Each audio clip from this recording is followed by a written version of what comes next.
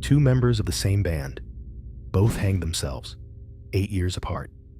Once as close as brothers, they later cut off all contact, accusing each other publicly of greed and betrayal.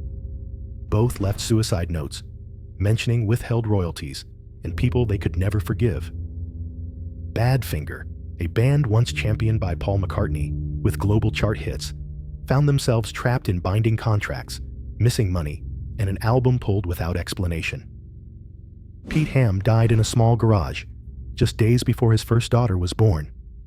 Tom Evans died after a heated argument with the very man who had once been his bandmate and closest friend.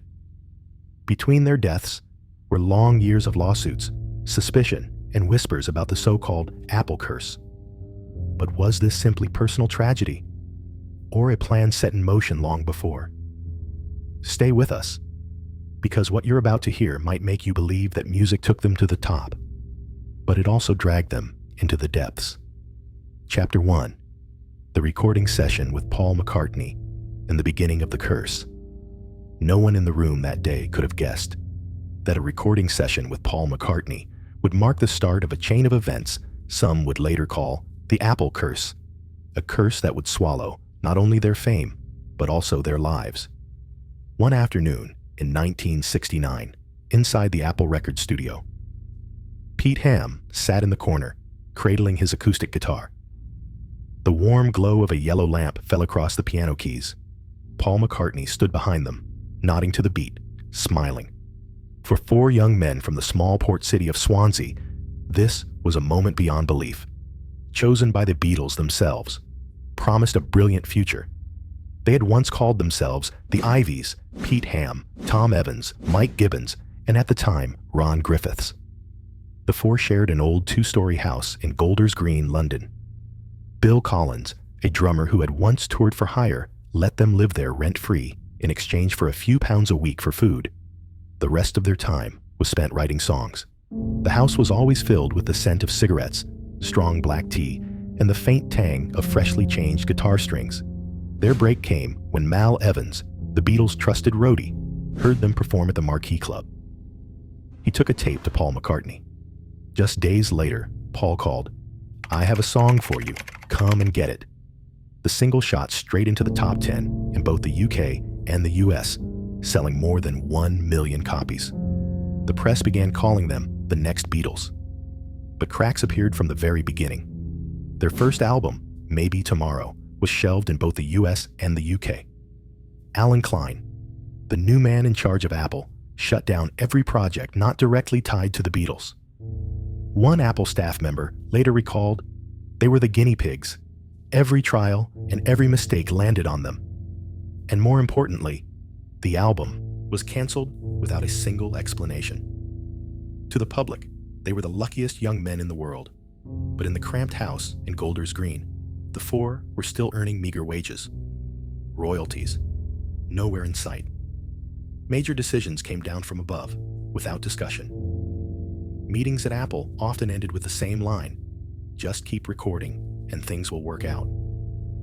But what things meant, no one in the band really knew. In 1970, they released Magic Christian Music, a mix of Come and Get It and several earlier tracks. The album tied into the film of the same name starring Ringo Starr and Peter Sellers. There was praise, and even comparisons to the Beatles. But also the question, were they destined to be nothing more than a shadow of the Fab Four?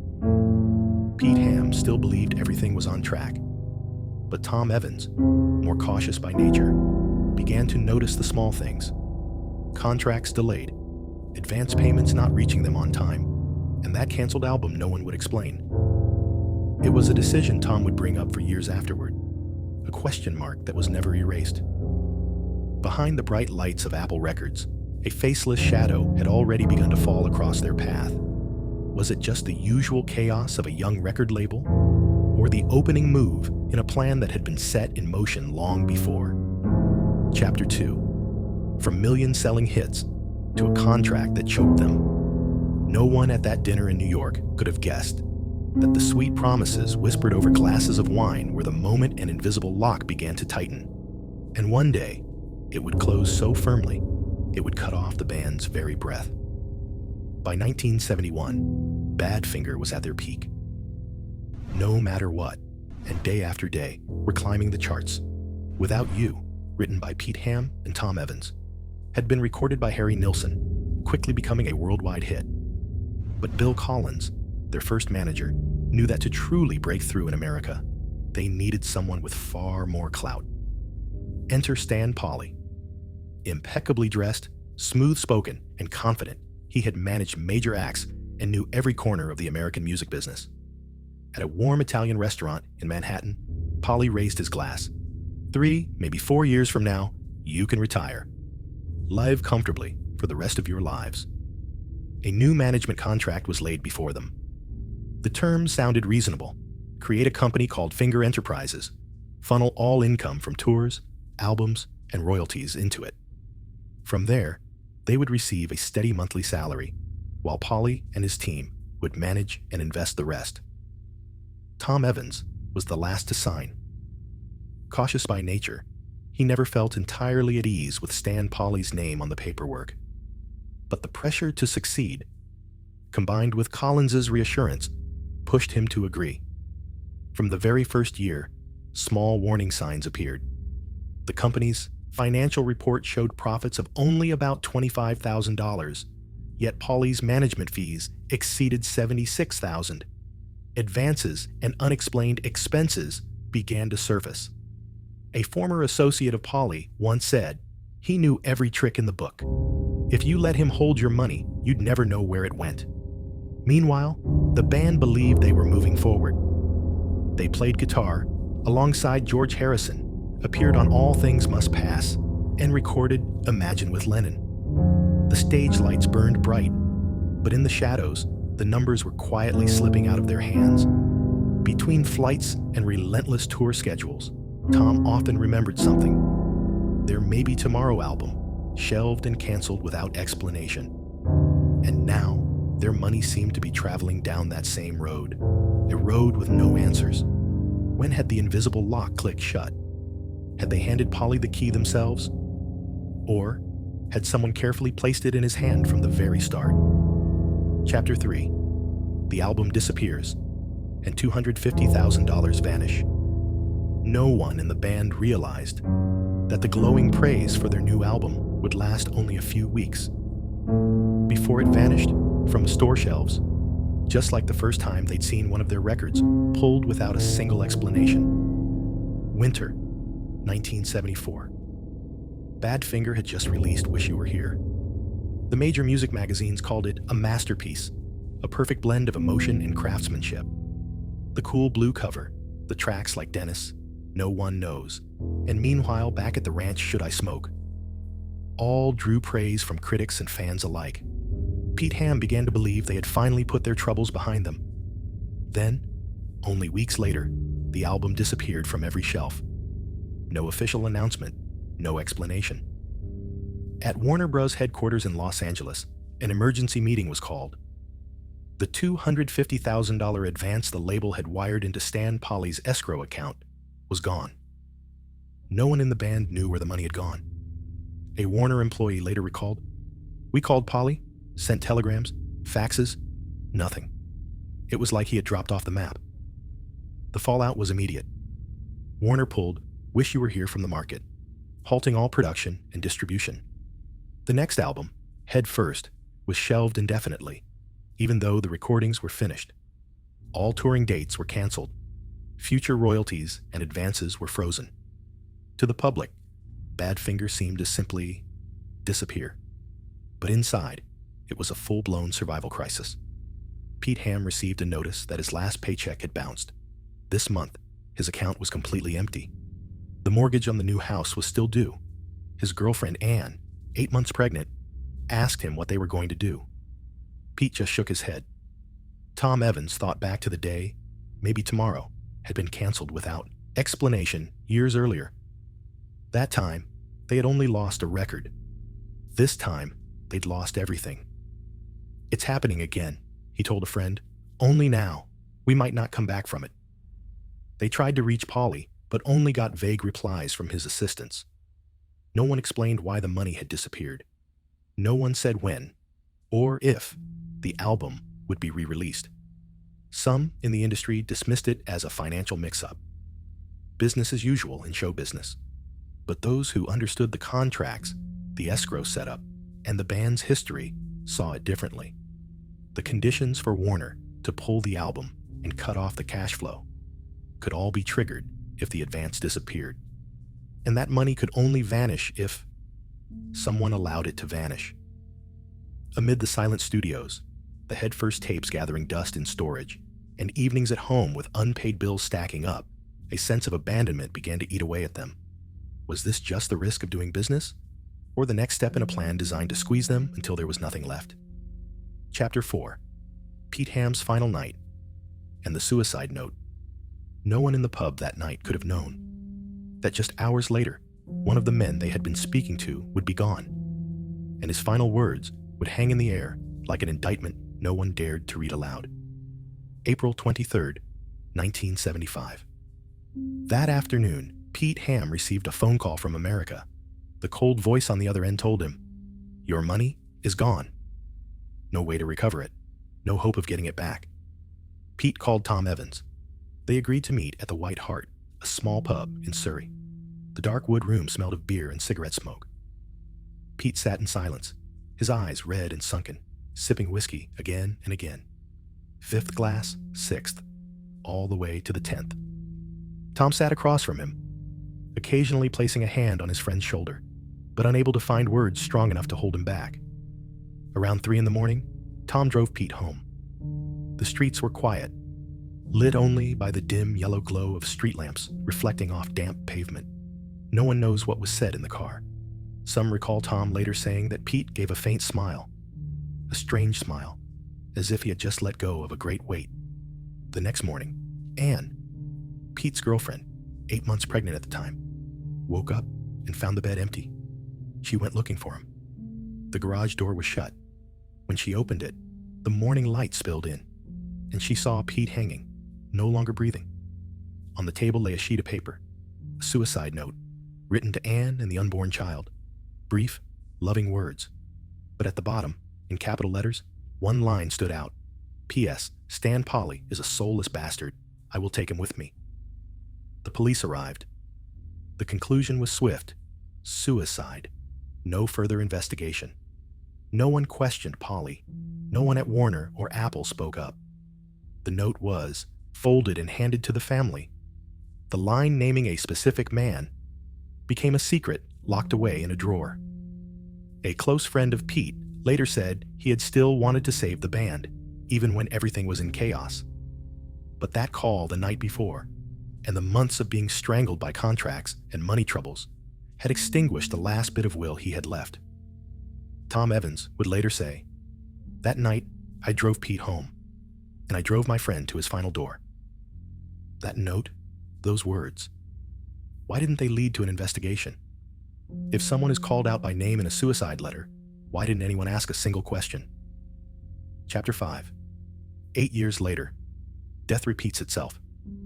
No one in Tom's family that morning could have known that a single phone call would pull him straight back into the same tragic path as Pete Ham, the same rope, the same ending. Autumn, 1983. Tom Evans was living in Newhaw, Surrey, in a small house with his wife, Mary Ann, and their son, Stephen. The band had long since fallen apart. Pete had been gone for 8 years, but his shadow still lingered. Tom often told friends, "Pete was right. They took everything from us." His music work had become sporadic. Part of it was the tangle of contracts. Part of it was the dispute over Without You, the song he and Pete had written together, now a worldwide hit through Harry Nilsson's version and countless other covers. The royalties should have been enough for a lifetime, but Tom received only a fraction. On the morning of November 18th that year, Tom got a call from Joey Molland, an old friend, former bandmate, now a rival in competing versions of Badfinger. The conversation began with criticism, then turned into a heated argument. It was still about money, about old Apple-era contracts, about payments that had never been accounted for. A neighbor recalled that when Tom put the phone down, it was as if all the life had drained out of him. He walked out to the back garden, silent. The next morning, neighbors noticed the back door was still open. When they stepped inside, they found Tom hanging from a tree in the garden. No note, no explanation. But for those who knew, the explanation was in the chilling repetition. The same suburban corner of Surrey, the same method, the same chain of pressures that began with what they called the Apple curse. Marianne later said that in the nights leading up to it, Tom hadn't been sleeping, often sitting alone in the living room with a glass of whiskey, staring at old contract papers. Once, she heard him whisper to himself, "There's no way out." Some friends believed that phone call the day before was simply the final straw. The glass had already been filled with grief over losing Pete, the injustice of the royalties, and the collapse of friendships within the band itself. Like Pete, Tom left behind a void, not only in music, but in the hearts of those who still believed in justice. 2 deaths, the same way, the same backdrop, just a tragic coincidence, or the mark of a hand that never truly let go. Chapter 6. The music lives on, but the men are gone. No one could have imagined that nearly 4 decades after 2 tragic deaths, a Badfinger song would play in the final moments of one of television's most celebrated series. And spark a new question. That money, who gets it? In 2013, the last episode of Breaking Bad ended with Walter White collapsing, blood pooling on the concrete floor. The opening guitar riff of Baby Blue rang out. Around the world, people streamed it, downloaded it, searched for it. Within 24 hours, plays of Baby Blue surged by 9,000%. On Amazon, it shot into the top 10 best-selling songs. The press called it a miraculous revival for Badfinger, but for those who knew the story, it was a bittersweet touch. Pete Ham, the co-writer of Baby Blue, had been gone since 1975. Tom Evans, who sang and played on the track, had died in 1983. Neither would ever see this moment. Bloomberg ran a feature. Who's getting the money from Baby Blue? They dug into copyright files, publishing contracts, and inheritance records. The answer was murky. The Apple and Warner contracts, written more than 40 years earlier, had passed through multiple companies. Some rights had been sold, others reassigned. A former record label employee explained, royalties now can pass through 3-4 different companies before reaching an heir. And in this case, they might never get there. Fans debated on forums. If Pete and Tom were alive, maybe they could have broken even. But maybe that was never meant to happen. That phrase, never meant to happen, brought back memories of the earlier chain of events. An album pulled without explanation, money vanishing from escrow, 2 deaths never investigated. Joey Molland, the only surviving member of the classic lineup, still performs under the name Badfinger. When asked about Baby Blue, he only smiled. "I'm glad people remember us. As for the money, I don't know." In the shadow of this late spotlight, the question of where the money goes has become a new mystery. If, in the past, contracts and control were used to slowly tighten the band's grip, then now, has anything truly changed? Or do the keys still rest in the same unseen hand? 40 years later, Badfinger is once again heard by millions. But is this long overdue recognition? Or just another move on the same chessboard? Epilogue, a curse, or an unseen hand? Badfinger began like every band's dream, a song written for them by Paul McCartney himself, a contract with Apple Records. But they ended with 2 hangings, 8 years apart, the same rope, the same feeling of being abandoned. Pete Ham died at 27, leaving behind a suicide note naming Stan Polley as the man who killed me. 8 years later, Tom Evans followed, leaving nothing but silence. Some say they were victims of bad contracts. Others believe it was killing by abandonment, pushing them to the point of exhaustion until they took their own lives. It was all legal. No one was charged. Stan Polley lived quietly until his death in 2009, at the age of 87. Yet the strange details remain. An album canceled after it was already recorded. The Warner advance that disappeared. Pete's final night phone call, as if he had something to say, but left it unfinished. Tom meeting someone weeks before his death, returning home without a word. These fragments aren't enough to convict, but neither are they enough to set the mind at ease. Years later, Baby Blue would echo through Breaking Bad, and Without You would be sung at weddings. But the men who created them lay in the ground, taking with them questions no one has ever answered. Joey Molland once said, maybe they'd smile, or maybe they'd ask, who gets the money? And that is the question that still hangs in the air, not just about money, but about justice. Pete once admitted, I just wanted to play music. The rest, I wasn't good at. But in the entertainment industry, not being good at the rest can sometimes mean you don't survive. Today, Badfinger is called the most tragic band of all time. But look closely at every contract, every dollar that vanished, every final phone call. And this is not just a music story. It is a reminder that fame is never free, and sometimes the price is your life. So, was the Apple curse merely a string of misfortunes, or the work of an unseen hand set in motion long ago? And if so, is that hand still at work today,